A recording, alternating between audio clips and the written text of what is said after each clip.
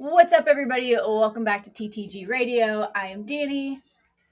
I'm Ian. If you didn't already know, today our topic of conversation is running and how to get back into running, where you might consider starting with running, and maybe some injury prevention tips when it comes to running, because it does seem like something that is very simple that everybody should be able to do.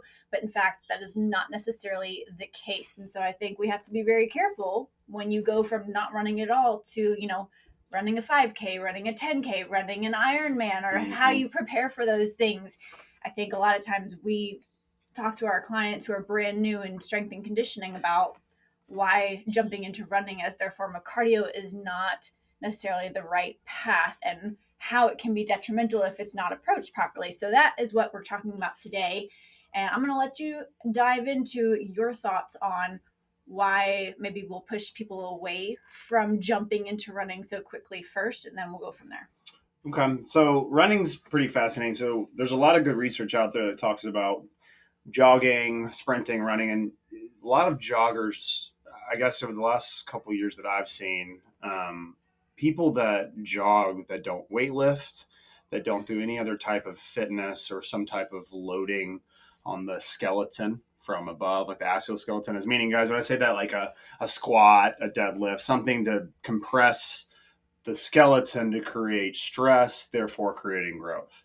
So basically, when it comes down to it, running's fantastic. I'm not against it. I'm trying right now to train for an Ironman.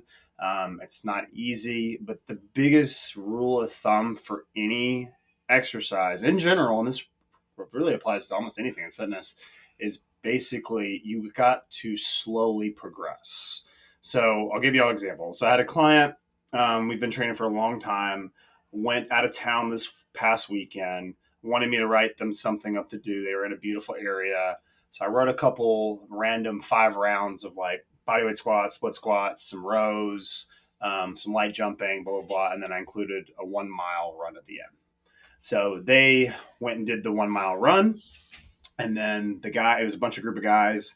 They got excited. They felt good. And they were like, you know what? We haven't run in a while. This feels great. Let's crank it up. So I think they ended up running like 5 or 6 miles. Oh my God. So it's, again, not a big deal, right? 5 or 6 miles, whatever. But it could be. The problem is 2 of them came home. Their tibius anterior, which is basically the front of your shin, was all irritated. One had some IT band syndrome. So it was all these little injuries that just popped up out of nowhere, and they're pretty good in shape. And so they came back. They're all frustrated and be like, why does this happen? We're doing this. It comes down to one thing. You have to progress correctly.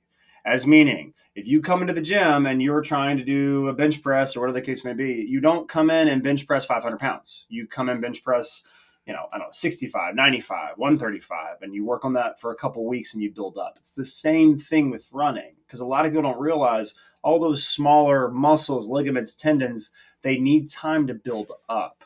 You cannot go at it. I cannot tell you how many high school coaches in this area, first day of practice, first day of whatever, they will run gassers, sprints on these kids that haven't done anything in months. And then guess what? Shin splints, knee pain, blah, blah, blah, blah, blah.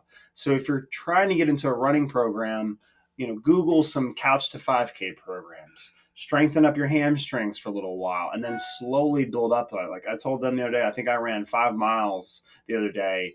And it wasn't that the 5 miles kicked my ass. It was the fact that I was so sore throughout basically my knee down, because I haven't used a lot of those tendons and ligaments in a long time, and I'll progressively work my way up. That's why Ironman or endurance training or aerobic training, it takes time to progress up into it, which is where I think a lot of people mess up. And let's talk about time. I think managing expectations is something that A, we do well, but B is also one of the biggest struggles, whether it's nutrition or training, for how much time these things take. So when you say it's going to take time, what does that truly look like? And let's start with your training for an Ironman. What kind of time and what does that progression really look like? Okay, so we are in June, almost July of 2023. Last day of June. Yep, crazy. I want to do a full Ironman in 2024 of December, November. We're going to try to do a half of an Ironman, a 70.3 in November, December 2023. So basically, looking at the timeline, I have a couple months. And just for everybody here on the podcast, if you don't know, and again, you can correct me if I'm wrong, but top of my head, Ironman 70.3, I think is like, it's half of 112. So what, 60, so my God, my math is terrible. 60 something miles, a 1.2 mile swim, and then a half of a marathon. It sounds so awful. Yeah, it's awful. Yeah. But you want to do it. But so, and most people can't just go do that, right? You can't just jump into something like that. So for instance, training right now for me looks like the following. Basically, it's 7-day work week. 5 of those days of the work week, I am doing some type of endurance training, whether that is a 5K, whether that is a 50, maybe 30 to 50 mile bike ride, maybe less on certain days. And then I'm just about to get into swimming. I was going to ask. I have to hire a swim coach, which will be interesting. Do you really? Yeah, because I mean, it's all about technique. Sure. I'm not a small human being. The bigger the human being, the more you got to move, more force. And so I want to make sure that I'm, as precise as possible. But that's why I booked those things so far out. And I even bought insurance or want to buy insurance because the idea is I may not be ready for it. And that's what people have to realize when it comes to running. You can't just go after it, or you're asking for an injury, or you're asking for some type of issue. You have to slowly build up on it. Even on the days you feel good, even on the days you're like, I can run through the moon, it's still probably not the best idea. But having an ego check is very, very difficult. And I would argue orthopedics would hate if most people check their ego when they walk to the gym, because that's how we make our money, and I get it. But so you need to get on a good program, get a good trainer, a strength coach, somebody, an endurance coach, whichever, to look at it if that's something you're trying to get into. But it needs to be progressively slow, unless you're a former athlete and you already had good training into this, and you can maybe crank it up a little bit. But even the guys that I know that are great runners, they have to take their time. It's just a progression type of thing, with anything else, right? Yeah, well, you have consistently worked out probably 3 to 5 days a week, like strength and conditioning style training for years, plus your rock climbing. Like, you have a lot of background and consistency for what, at least 15, 18, 20 100%, years. Like 100%. And it's still going to take you a year and a half to prep for this, at least. And talk a little bit about what the daily and the weekly amount of time really looks like. What is this commitment level? Because I think a lot of people, they want to set that big goal, and then they want to start reaching for it, but then they don't realize how much actual planning and prep time on a weekly basis that takes, and their lifestyle is not typically ready for it. No, most people aren't. I mean, I'm gifted to say that me and my wife, we'd have no children, so that's a big deal. And if we have kids, that changes everything, obviously. The business has got to a point now where I can take some more time off. I got good business partners. I got a good team. So I'm able to spend more time training. All the research I've looked at, and guys, if anybody's listening and has more input or opinions on this, we'd love to hear from you, especially Ironman, anybody listening or has done triathlons. But it looks like anywhere from 10 to 15 hours a week, which is a lot. Yeah. It's a part-time job. If you think about it, reality, strength and conditioning wise, if you train 3 to 4 days a week, you maybe spend an hour and a half. So we're talking 4 to 5 hours at max. Yeah, maybe. Even because you also have to consider travel time, to go get to the station or the gym or the pool or whatever. So it's even, it ends up being maybe 15 to 20. So the commitment, you have to commit to it if that's what you're trying to do. But even with running, it's the same thing. You got to commit to a good, probably 20, 30-minute run. If you want to be a decent runner, a good warm up. So it takes time, but definitely with Ironman, it's 10 to 15 hours at least. And again, I've never done one, so this is going to be a trial and error, and me relying on other trainers and other people that have done it and seeing when I do it. But the other thing too is, like, I'm heavy. I'm a solid 195, and I don't know if that's going to be a good weight to do this at, where I want to go in terms of like the times I want to try to reach within reason. So that's another factor you got to consider. You're going to change up your nutrition coach? So I know somebody. That's going to be the hardest part. And that's, that's another factor people got to consider. And the other thing is that it's June. We just had a wet bulb temperature of 92 degrees yesterday. It's 115 degrees outside. So that comes in another factor. I can't train in the afternoon really. outside. I have to train very early in the morning or very late at night, because if not, it's just unbearable unless you're just crazy. And Which can affect sleep oh quality yeah, and meal timing and all kinds of yeah, things. it's a fascinating sport, because I've really never messed with a lot of endurance training per se, and so I needed the challenge. I wanted something fun. I think it helps my ADHD to be on a bike for 2 hours, but there is something peaceful about being in nature and being away and kind of doing your own thing. That's fair. But it's definitely gonna be interesting. I'm excited for you. Yeah, I think part of being able to hit your goals, if you were somebody who thrives on challenge and competition, like, is surrounding yourself with other people who are working towards goals. I don't have any desire to do an Ironman, but me hearing about your training and your goal setting with this is pushing me to then find something to strive for. I've been stuck in a rut this last year. You've had a little bit. Come on, you had shoulder surgery. Like, no, I mean, I've had an injury that I've been recovering from, but now it's been over a year at this point, a year and 2 or 3 months, that I have not been at my normal like capacity for strength and conditioning and training and like ninja obstacles and stuff like that. So I was going through some depression, and listening to you like book something and start prepping for it has gotten me excited about finding a new goal and something to work towards. So for sure, like the community mindset is a big thing, and I think that's another. I was talking with Tristan about that the other day, about like CrossFit and how they did so well and why it took off. Is like that community mindset of trying to do stuff with other people makes a big difference. And I'd be a liar if I didn't want to do this by myself. Like, I'm doing it with a buddy of mine, and hopefully we have another guy that we're trying to follow. I mean, the community mindset is so important, I think, for goals and fitness. So if you are listening, you're wanting to get into running or whatever, try to find somebody. Find somebody that's reliable to a point that you can go walk with, that you can maybe do a program with and hold accountable, because it will make a big difference. And I mean, I know we have several clients upstairs that have little friends and partners that they come hang out with and work out with, and it helps. It makes it fun. Like, I just had a group of guys and girl. It was Ray, Tanner, Justin, Preston, and that's a fun group at 6 a.m. and they all kind of mirror each other. They're all really strong, and they're all here to put in the work. Nobody's fully awake at 6:30 a.m., but because we're all here working towards a similar common goal, like I have to mop after every session because they're all sweating their asses off. That's good. I mean, it's good. That's how it should be. No, it's great. Yeah, so it's going to be interesting. I mean, again, the research is pretty fascinating, and I don't know. I mean, I have no idea how I'm going to do. I've never done a triathlon, and that's the goal. Is these next couple of months is I'm going to do a lot of mini sprint triathlons. I've talked to several people, and I may absolutely hate it. I may be terrible at it, and I'll get the insurance, and I may not do it. I want to do it, but we'll see. I mean, that's the goal. But I also want to be reasonable about it and try not to get some type of crazy injury trying to do it. Yeah, for sure. Yeah.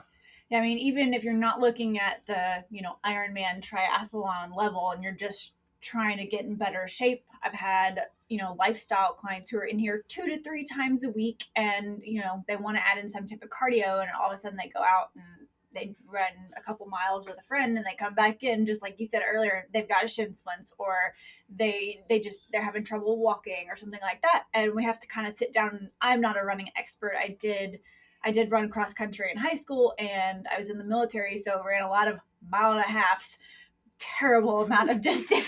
In boots, right? But probably starting slower than you think you should. So for example, if you want to run a 5K, again, look up those couch to 5Ks, but start with a walk run, slowly but surely add it up and track it. What you track will change. So if you don't track it and you have no idea what you're doing other than going out and running a couple miles every day, like if you're not looking at the time or how quickly you're doing the same distance, or you're not going a further distance, or even if you're on a treadmill and you're slowly but surely increasing, by 0.1 miles per hour every couple of minutes, find some way to track it so that you know how you can progress slowly but surely. 100%. That's the goal is slow progression. And that's very hard for most people to do, but you have to do it. And if you don't do it, you're going to end up seeing Scott or me or somebody for some type of issue. And or you're going to fall out. You're going to, your nutrition wise, if you just automatically jump into something and you go out and you run in this heat and you've never run in the heat before, you are going to pass out. You are going to get dehydrated. you're missing out on valuable electrolytes and carbohydrates and things that are going to push you through. So, and when you're, 3 miles away from your house, you got to get back. And if you don't have, the right sustenance to allow you to get back, you're going to be in a world of hurt. If you vagal out, that's probably a good 60 to 90 minutes, maybe more if you're sitting out in the heat before you can get back home. Yeah. It's so you've got to take your nutrition into account when you're also building up for an intense programming session. So interesting standpoint with I guess with running. So the other catch I've kind of figured out with all like running, biking, or any type of endurance too is like, so I'll teeter off to this. So we have 3 planes of motion in the body, guys: sagittal, frontal, and transverse. Sagittal is what most people listening to this and what most humans are, which is meaning front and backwards, is meaning we go front and backwards in most of our life, whether we're at the desk, whether we're running, biking, swimming, lifting weights, a forward lunge, a reverse lunge, whatever, a bicep curl. And so one of the other things you got to consider when you start to get a running program is that if we as humans are always in the basically sagittal plane, as meaning front and backwards, and that's how we live, train, we need to make sure that we get out of that plane of motion and do more frontal plane, which is more lateral work, or transverse, which is more rotational work. That has been probably the other misconception that I see in a lot of these tri programs and endurance programs is the weight room side of it is very basically sagittal based, whereas you need to add more lateral work, lateral squats, adductors, abductors, as meaning your groin muscles.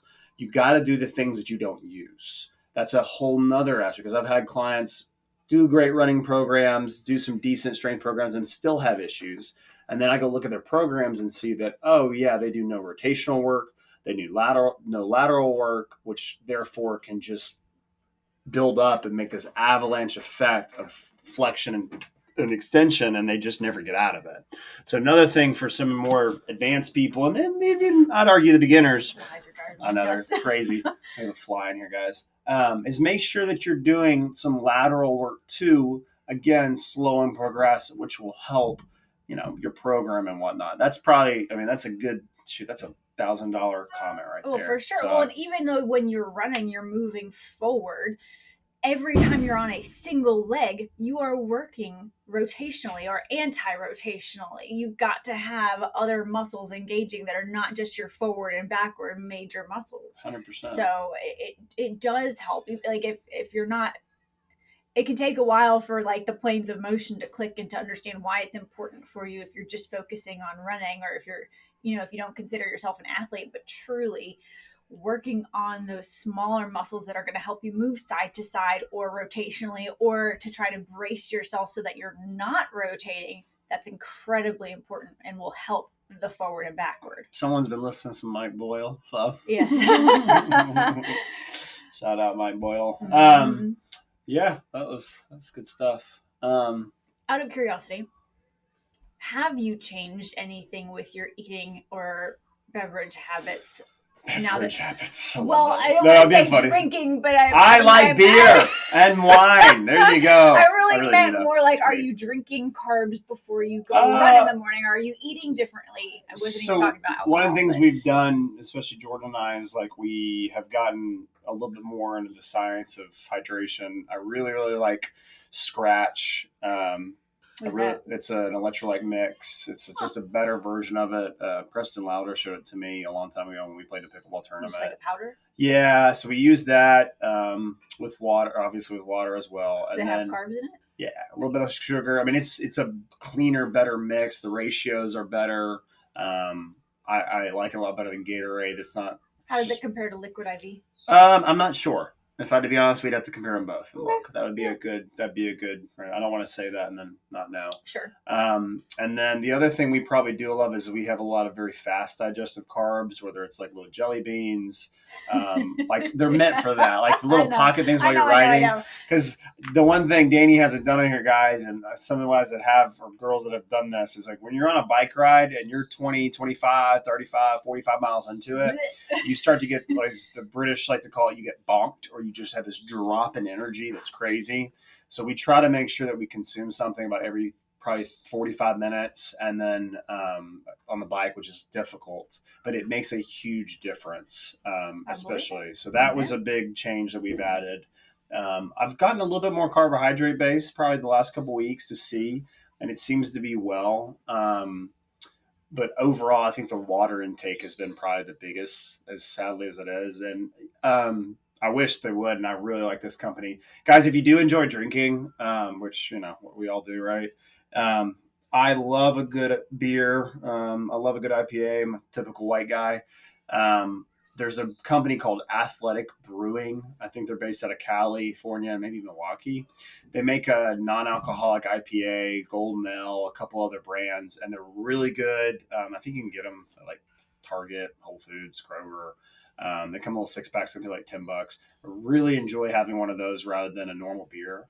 I need to try that. That's probably one of my problems is that I do enjoy a good cold beverage, like most people do. Should I be off it? Yeah.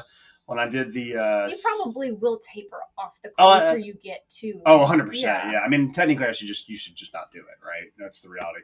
I think when I did that sober January, I mean, that was probably the best I felt in years.